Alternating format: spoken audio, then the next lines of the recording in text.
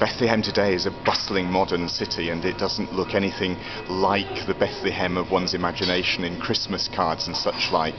And yet the Christmas bells ring not just at Christmas but through the year, and with a stretch of the imagination one knows that it's here or hereabouts, in and around Bethlehem, that 2,000 years ago Christ was born. And we look down here onto the Manger Square. You can see a church in the foreground, and just to the left of that another tower, and to the left of that there the Church of the Nativity, built 350 AD over a cave which, so tradition has it, is maybe the place where Christ was born. But although the city has changed immensely, one thing has not changed. The Bethlehem scene here is dominated by a mountain.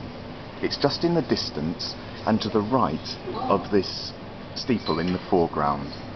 And that mountain, if you look, has had its top sliced off, its sides built up, and it was built by Herod the Great as his fortress and his mausoleum. At the foot of the mountain, one of the Roman Empire's finest villas. You could have mock battles on a pool that was big enough to have small miniature warships warring against each other. That fortress, when it was still built, and now it's just the remains into the hollow of the top of the mountain, dominated this landscape. For the Bethlehem that Jesus was born into was a Bethlehem under occupation. Occupation by the Roman power, which was a vicious power.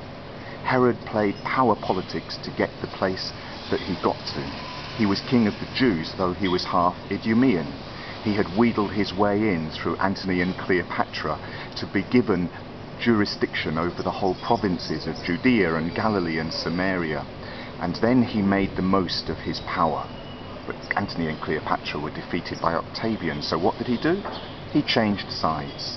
And toadying up to Augustus, he won Augustus over by building a temple to Augustus in Caesarea and a magnificent new harbour to aid Roman trade through the Holy Land and on into Syria. Herod the Great was part of the Roman domination of this part of the world, and he thought nothing of killing members of his family to secure his power, and as Matthew has it, killing innocent children, when one who was born to be King of the Jews came to his attention.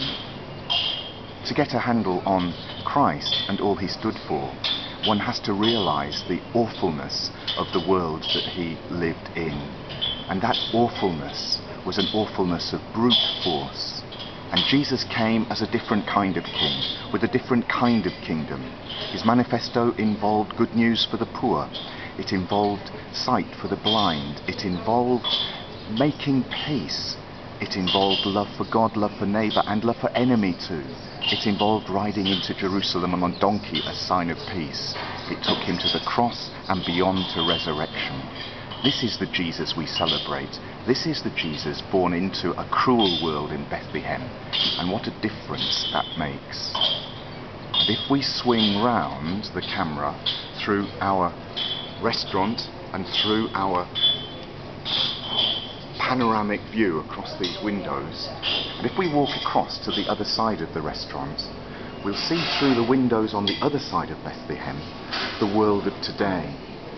Bethlehem, the modern city today, is as much facing the difficulty of being in an occupied territory as the Bethlehem of Jesus' day.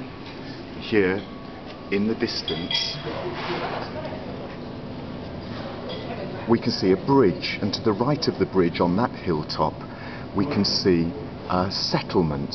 It's on the land that had the olive groves and the farmland that belonged to the village to the left, which is a Christian village just next to Bethlehem. That settlement is an illegal settlement according to the United Nations. There are many of them on the West Bank. The road, that fine viaduct there, is restricted only to cars with Israeli number plates. A road network links all the settlements throughout the West Bank, carving up the towns like Bethlehem and the communities, separating them from their farmland and their olive groves. Today Bethlehem is a land under occupation, And what is the Christian presence about in this place? The Christian presence is true and needs to be true and must be true and is true to the Jesus who came as Prince of Peace. The Christian presence in this place is about justice, the longing for reconciliation and the work for peace.